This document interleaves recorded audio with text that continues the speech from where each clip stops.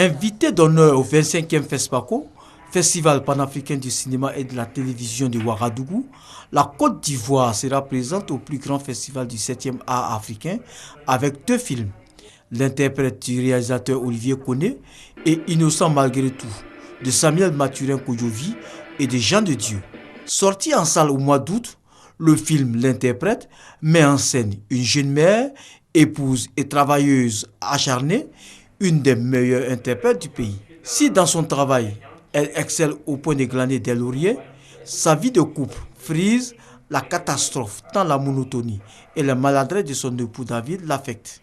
La nomination de ce film au FESPACO est une satisfaction pour la productrice et le réalisateur. C'est une grosse joie. Surtout que nous l'avons fait vraiment de nos propres moyens, on s'est vraiment débrouillé, c'était une expérience spéciale. Donc le fait qu'il soit retenu, c'est déjà une très grosse victoire pour nous, franchement, et c'est un honneur. Une joie qui ne fait pas perdre tout de même de vue des appréhensions. On compétit avec des films qui avaient d'énormes budgets. C'est des films à 100 millions de dollars, enfin à 100 millions de francs CFA et tout. Donc c'est ça un peu, on se dit que ouais, peut-être il faut vraiment qu'on soit à la hauteur. Donc là par exemple, je suis en train de refaire encore, améliorer le film, améliorer le son, améliorer beaucoup de choses, tu vois, pour nous donner le maximum de chance. L'interprète est le film qui a enregistré le plus d'entrées jusqu'à ce jour dans les salles de cinéma à Abidjan. Toute chose qui donne de l'espoir de monter sur la plus haute marche. On n'ira pas faire de la figuration, malgré tout.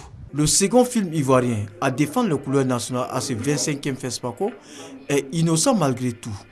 Torture, injustice et tragédie sont autant de thèmes abordés dans ce long métrage qui n'est pas encore officiellement sorti en salle en Côte d'Ivoire. Mais il a été déjà nominé au festival Écran Noir au Cameroun.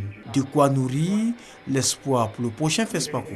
Ce film, on ne l'a pas vraiment tourné dans des conditions très souple, ça il faut qu'on le dise, parce que les conditions étaient très difficiles. Mais puisqu'on était guidé par la passion, je pense qu'on a su mettre notre passion en avant.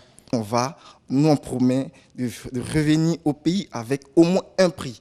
Le producteur scénariste Kojovi profite de cette nomination pour lancer un appel. Nous lançons un appel à notre gouvernement pour le dire maintenant là, la jeunesse veut travailler. C'est la première fois que la Côte d'Ivoire parvient à placer 2 films à ce stade de la compétition au FESPACO. Tous espèrent qu'avec le renouveau du cinéma en Côte d'Ivoire, l'un des 2 films permettra au pays de décrocher son 3e étalon d'or du Yenenga. Après ceux de Lansine Kramo Fatika avec Djeli en 1981 et Roger Nyuambala avec Au nom du Christ en 1993.